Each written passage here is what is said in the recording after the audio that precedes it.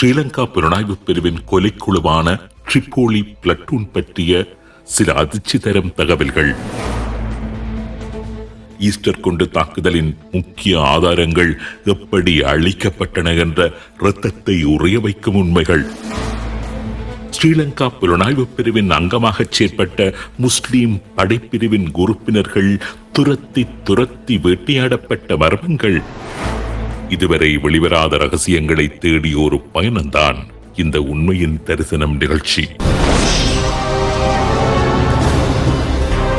தீர்க்க வசம் කරන ලද පොලිස් විමර්ශනවලදී இலங்கையில் பல உயிர்களை காவு கொண்ட ஈஸ்டர் குண்டு தாக்குதல்கள் அந்த தாக்குதல் நடைபெறுவதற்கு 2 வருடங்களுக்கு முன்னர் இருந்தே திட்டமிடப்பட்டு வந்ததாகவும், அந்த திட்டமிடல் மற்றும் தாக்குதலுக்கான சாட்சிகள் ஸ்ரீலங்கா புலனாய்வு பிரிவின் ஒரு பிரிவினரால் மறைக்கப்பட்டதாகவும் கடந்த வாரம் ஸ்ரீலங்கா நாடாளுமன்றத்தில் பிரஸ்தாபிக்கப்பட்டிருந்தது.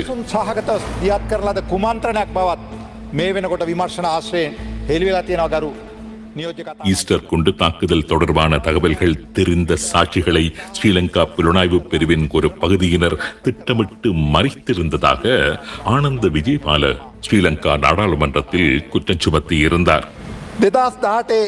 இந்த குற்றச்சாட்டுக்களை ஸ்ரீலங்காவின் நாடாளுமன்றத்தில் முன்வைத்த ஆனந்த விஜயபால ஒன்றும் சாதாரணமானவர் அல்ல.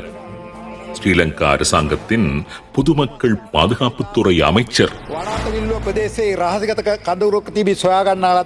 ஈஸ்டர் குண்டு தாக்குதல்கள் இடம்பெறுவதற்கு முன்பே சஹரான் குழு போன்றவர்களின் அட்டூழியங்கள் குறித்து ஸ்ரீலங்காவின் புலனாய்வு பிரிவின் சிலருக்கு தெரிந்திருந்ததாகவும், அவை வெளிப்படுத்தப்படுவதை வேண்டுமென்றே ஸ்ரீலங்காவின் புலனாய்வு பிரிவின் அந்த பிரிவினர் தடுத்திருந்ததாகவும், ஈஸ்டர் குண்டு தாக்குதல்கள் இடம்பெறுவதற்கான சூழலை ஸ்ரீலங்காவின் புலனாய்வு பிரிவின் அந்த பகுதியினரை உருவாக்கியிருந்ததாகவும், ஈஸ்டர் குண்டு தாக்குதல்களுக்கு பின்னர் அந்த தாக்குதல்களை வழிநடாத்திய தனிநபர்களின் குழுக்கள் பற்றிய தகவல்கள் வெளிப்படுவதை தடுப்பதற்கு நேரடியாகவும் மறைமுகமாகவும் ஸ்ரீலங்கா புலனாய்வு பிரிவின் ஒரு சிலர் செயற்பட்டதாகவும் ஸ்ரீலங்காவின் பொதுமக்கள் பாதுகாப்பு அமைச்சர் ஆனந்த விஜயபால ஸ்ரீலங்கா நாடாளுமன்றத்தில் தெரிவித்திருந்தார். இந்த விடயங்கள் தொடர்பாக நாங்கள் ஒரு நீண்ட தேடுதலை களத்தில் மேற்கொண்டோம். ஈஸ்டர் குண்டு தாக்குதல்கள் தொடர்பான தகவல்கள் ஏற்கனவே ஸ்ரீலங்கா புலனாய்வு பிரிவுக்கு தெரிந்திருக்கின்றதா? அந்த தகவல்கள் வெளியே தெரிய வருவதை ஸ்ரீலங்கா படையக புலனாய்வு பிரிவின் ஒரு பகுதியினர் தடுத்திருந்தார்கள் என்று கூறப்படுவது உண்மையா? எப்படி அவர்கள் சாட்சிகளை அளித்தார்கள்? இந்த விடயங்கள் பற்றி விசாரணைகளை மேற்கொண்ட போது பல அதிர்ச்சிகரமான தகவல்கள் எங்களுக்கு தெரிய வந்தன. ஈஸ்டர் குண்டு தாக்குதல் தொடர்பான தகவல்கள் தெரிந்த சிலர் மர்மமான முறையில் கொல்லப்பட்டதும் தெரிய வந்தது. அந்த சாட்சிகளை அளித்த நடவடிக்கையில் ஸ்ரீலங்கா புலனாய்வு பிரிவின் சிலரே நேரடியாக ஈடுபட்டதான குற்றச்சாட்டுகளும் முன்வைக்கப்பட்டு வருகின்றன. அவ்வாறு கொல்லப்பட்டவர்கள் யார்? எப்படி அவர்கள் கொல்லப்பட்டார்கள்? அவர்களுக்கு தெரிந்திருந்த ரகசியங்கள் என? வாருங்கள், இதுவரை வெளிவராத பல ரகசியங்களை இன்று நாங்கள் தரிசிக்கப் போகின்றோம். முதலில் சாட்சிகளை மறைக்கும் நோக்கத்துடன் கொல்லப்பட்ட 3 நபர்கள் பற்றி பார்க்க இருக்கின்றோம். முதலாவது நபருடைய பெயர் ஆதம் லெப்பை முகமது ரியாஸ்.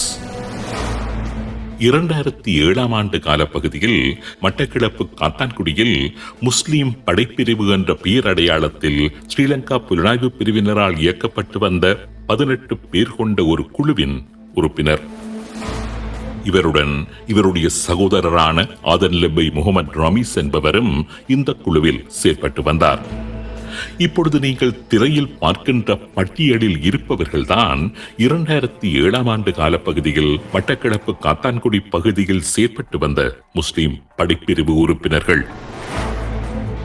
பல ஆட்கடத்தல்கள், படுகொலைகளை செய்து இலங்கையில் இருந்து தப்பிச் சென்ற தற்பொழுது பிரித்தானியாவில் வாகன ஓட்டுநராக கடமையாற்றிக் கொண்டிருக்கும் போலீஸ் ஃபாய்ஸ் என்பவர்தான் இந்த குழுவின் பொறுப்பாளர். 2009ஆம் ஆண்டு இந்த குழுவின் செயற்பாடுகள் குறைக்கப்பட்டதுடன் அந்த குழுவில் செயற்பட்டு வந்த பலரும் ஒவ்வொருவராக புலம்பெயர்ந்து வெளிநாடுகளுக்கு சென்றிருந்தார்கள். அந்த குழுவில் இருந்தவர்களுள் முகமது ரியாஸ் மற்றும் முகமது ஷிஃபான் போன்றவர்களுக்கு ஸ்ரீலங்கா ராணுவத்தில் மேலதிக பயிற்சிகள் வழங்கப்பட்டதுடன் 2015 ஆண்டு மே மாதம் 2 அன்று முதல் சிவில் பாதுகாப்பு அதிகாரிகள் என்ற பதவி நிலையும் அவர்களுக்கு வழங்கப்பட்டு ஸ்ரீலங்கா புலனாய்வு பணியகத்தினால் செயற்படுத்தப்பட்டு வந்தார்கள்.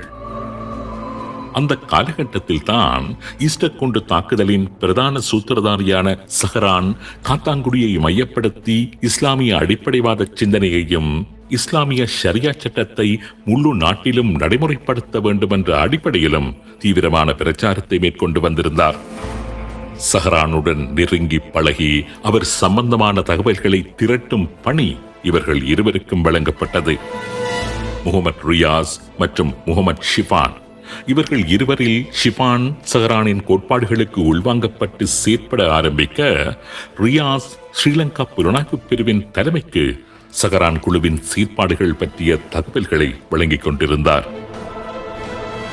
இந்த காலப்பகுதிதான் சஹரான் குழு தற்பொழுது கைது செய்யப்பட்டுள்ள சுரேஷ் சாலை தலைமையிலான ஸ்ரீலங்கா புலனாய்வு பிரிவினரால் உள்வாங்கப்பட்ட காலப்பகுதி என்று கூறுகின்றார்கள் ரியாஸுக்கு நெருக்கமாக இருந்த சில நண்பர்கள்.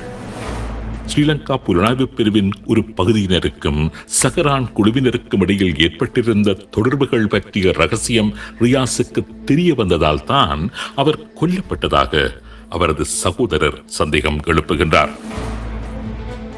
2017 ஆண்டு மார்ச் மாதம் 7 காத்தான்குடியில் உள்ள தீன் வீதியில் அமைந்துள்ள அலியார் சந்தி என்னும் இடத்தில் ஒரு வாள்வெட்டு சம்பவம் நடைபெற்றது. 2018 ஆண்டு பிப்ரவரி மாதம் 6 காத்தான்குடி தக்வா வீதியில் வசிக்கும் முகமது பர்சாத் என்பவரின் வீட்டின் மீது குண்டு தாக்குதல் மேற்கொள்ளப்பட்டது. அதேபோன்று 2018 ஆண்டு பிப்ரவரி மாதம் 12 நல்லாட்சிக்கான தேசிய முன்னணி என்கின்ற அமைப்பின் தலைமை காரியாலயத்தில் குண்டு தாக்குதல் இடம்பெறுகின்றது. இந்த சம்பவங்களுக்கும் ஸ்ரீலங்கா புலனாய்வு பிரிவின் ஒரு பிரிவினருக்கும் இடையில் இருந்த தொடர்புகள் பற்றிய தகவல்களை திரட்டிய ரியாஸ் அவற்றினை அறிக்கையாக ஸ்ரீலங்கா புலனாய்வு பிரிவினருக்கு தெரிவித்திருக்கின்றார். அந்த நேரத்தில் அவருக்கு புலனாய்வு பிரிவினருடன் இணைந்து செயற்பட்டவர்களிடத்தில் இருந்து எச்சரிக்கைகள் வந்திருக்கின்றன. அந்த நேரத்தில் தான் ஒரு முக்கியமான சம்பவம் காத்தான்குடியில் இடம்பெற்றிருந்தது. காத்தான்குடியின் பிரபல வர்த்தகரும் பாதனி தொழிற்சாலை ஒன்றின் உரிமையாளருமான ELM முபாரக் என்பவர் 2018 ஆண்டு மார்ச் மாதம் 10 சனிக்கிழமை காணாமல் போய் மறுநாள் ஞாயிற்றுக்கிழமை மட்டக்களப்பு கல்லடி வாவியில் சடலமாக மீட்கப்பட்டார். முபாரக்கின் படுகொலை பற்றிய விசாரணைகளை செய்யும் பொறுப்பு ரியாஸுக்கு வழங்கப்பட்டது. விசாரணைகளின் போது ஒரு முக்கிய ரகசியத்தை கண்டுபிடித்தார் ரியாஸ். கொல்லப்பட்ட முபாரக்கிற்கும் ஈஸ்டர் குண்டு தாக்குதல்களை பின்னாட்களில் செய்த சஹரான் குழுவுக்கும் இடையில் தொடர்புகள் இருப்பதை ரியாஸ் கண்டுபிடித்தார். பாதனி தொழிற்சாலை வைத்திருந்த முபாரக் அந்த தொழிற்சாலைக்கென்று கூறி இது ஒருவித சட்டத்திற்கு புறம்பான ஆபத்தை விளைவிக்கக்கூடிய ரசாயனத்தை இறக்குமதி செய்த போது ஏற்பட்ட முரண்பாடு காரணமாகவே அவர் கொல்லப்பட்டிருந்தார் என்பதை ரியாஸ் கண்டுபிடித்தார். அந்த படுகொலையின் பின்னால் ஸ்ரீலங்கா புலனாய்வு பணியகத்தின் ஒரு பிரிவினரது கரங்கள் இருந்ததாகவும் ரியாஸ் தலைமைக்கு அறிவித்திருந்தார். ரியாஸ் கண்டறிந்து வழங்கிய தகவல்கள் தான் ரியாஸ் கொல்லப்படுவதற்கு காரணம் என்று கூறுகின்றார் அவரது சகோதரரும் ரியாஸுடன் இணைந்து முஸ்லிம் படையணியில் முன்னர் செயற்பட்டவருமான ஆதன் லப்பை முகமது ரமீஸ். இந்த சம்பவத்தை தொடர்ந்து ரியாஸ் மட்டக்களப்பில் உள்ள ராணுவ புலனாய்வு பிரிவுக்கு அழைத்துச் செல்லப்பட்டு அங்கு 3 நாட்கள் சங்கிலியில் பிணைத்து வைக்கப்பட்டு கடுமையாக தாக்கப்பட்டிருக்கின்றார். முபாரக்கின் படுகொலை நடைபெற்று 1 மாதத்திற்குள் ரியாஸை படுகொலை செய்யும் நகர்வுகள் மேற்கொள்ளப்பட ஆரம்பித்திருந்தன என்றும் அது ரியாஸுக்கு நன்கு தெரிந்திருந்தது என்றும் அவரது சகோதரர் கூறுகின்றார்.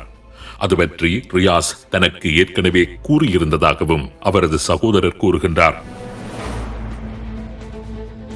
2018 ஆண்டு ஏப்ரல் மாதம் 21 ரியாஸை மட்டக்களப்பு கோவில்குளம் ராணுவ முகாமுக்கு வரும்படி அழைப்பு விடுக்கப்படுகின்றது. மாலை 4 மணிக்கு ராணுவ முகாமுக்கு சென்ற ரியாஸ் 5 மணிக்கு இறந்ததாக செய்தி வெளிவருகின்றது. ராணுவ முகாமுக்கு அருகில் இருந்த ஒரு சிறிய குளத்தில் மீன்பிடிப்பதற்காக மேலும் 3 ஸ்ரீலங்கா புலனாய்வு பிரிவு உறுப்பினர்களுடன் சென்ற ரியாஸ் அந்த குளத்தில் மூழ்கி இறந்து விட்டதாக ராணுவத்தினரால் கூறப்பட்டது. ரியாஸ் மூழ்கி இறந்ததாக கூறப்படுகின்ற குளம் ஒரு மனிதன் மூழ்கி மரணிக்கும் அளவுக்கு ஆழமானது அல்ல என்று கூறும் ரியாஸினுடைய சகோதரர் ஸ்ரீலங்கா ராணுவத்தினரே திட்டமிட்டு ரியாஸை அங்கு வரவழைத்து படுகொலை செய்ததாக கூறுகின்றார்.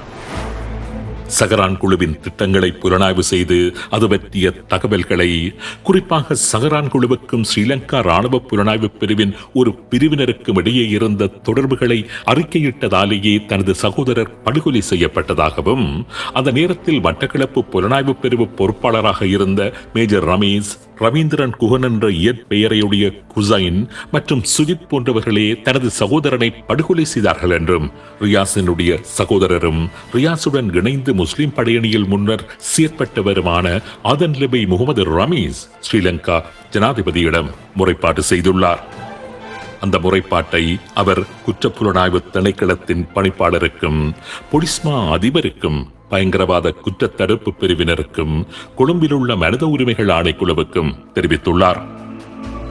அந்த முறைப்பாடுகளில் தனது சகோதரனான ரியாஸ் எப்படி திட்டமிட்டு கொலை செய்யப்பட்டிருந்தார் என்று அவர் விவரமாக குறிப்பிட்டுள்ளார். கோவில்குளம் ராணுவ முகாமுக்கு பொறுப்பாக இருந்த மேஜர் ரமேஷ் என்பவர் தான் மறுநாள் விடுமுறையாக செல்ல இருப்பதாகவும், தனக்கு மீன்கள் பிடித்து தருவதற்காக ரியாஸை உடனடியாக முகாமுக்கு வரும்படி அழைப்பு விடுத்திருந்தார். தனக்கு அங்கு ஏதோ ஆபத்து நிகழப் போகின்றது என்பதை உணர்ந்த ரியாஸ் அன்றிரவு வர முடியாது என்றும் மறுநாள் வருவதாக கூறியதுடன், மறுநாள் கோவில்குளம் ராணுவ முகாமுக்கு அவர் செல்லுகின்ற போது தனது மகன், தனது சகோதரரின் மகன் மற்றும் தனது சகோதரியின் மகன் போன்றோரையும் தனது முச்சக்கர வண்டியில் அழைத்துக் கொண்டே அங்கு சென்றிருந்தார்.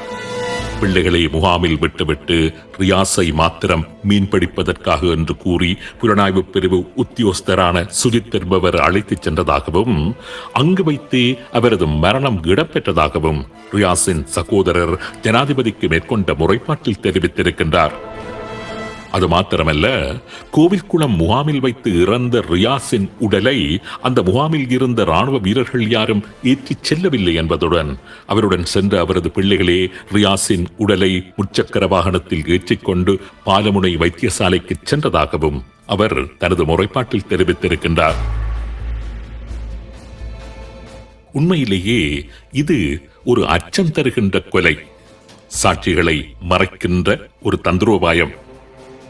இந்த காரியங்களில் ஸ்ரீலங்கா புலனாய்வு பிரிவின் ஒரு பிரிவினர் ஈடுபட்டிருப்பதாக இறந்தவரின் உறவினர் கூறுகின்றார்.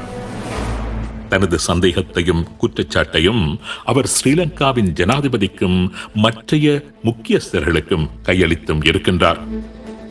நீதியான விசாரணைகள் நடத்தப்படுமா? உண்மையான குற்றவாளிகள் கண்டுபிடிக்கப்படுவார்களா? அவர்கள் தண்டிக்கப்படுவார்களா? இதுபோன்ற சதிகள், மரணங்கள், சாட்சி அளிப்புகள் எதிர்காலத்தில் நடைபெறுவது தடுக்கப்படுமா? இந்த கேள்விகளை மக்கள் மத்தியிலும் அரசாங்கத்திடமும் முன்வைத்தபடி ஈஸ்டர் குண்டு தாக்குதல் திட்டமிடல் பற்றிய ரகசியத்தை வெளியிட்டு விடுவார்கள் என்கின்ற அச்சத்தில் ஸ்ரீலங்கா புலனாய்வு பிரிவின் ஒரு பிரிவினர் என்று சந்தேகிக்கப்படுகின்றவரால் படுகொலை செய்யப்பட்ட மேலும் 2 இஸ்லாமிய இளைஞர்கள் பற்றிய தகவல்களை நாங்கள் பார்க்க இருக்கின்றோம். மனங்களை உறைய வைக்கின்ற அந்த 2 சம்பவங்கள் பற்றி அடுத்த உண்மையின் தரிசனம் நிகழ்ச்சியில் விரிவாக ஆராய்வோம்.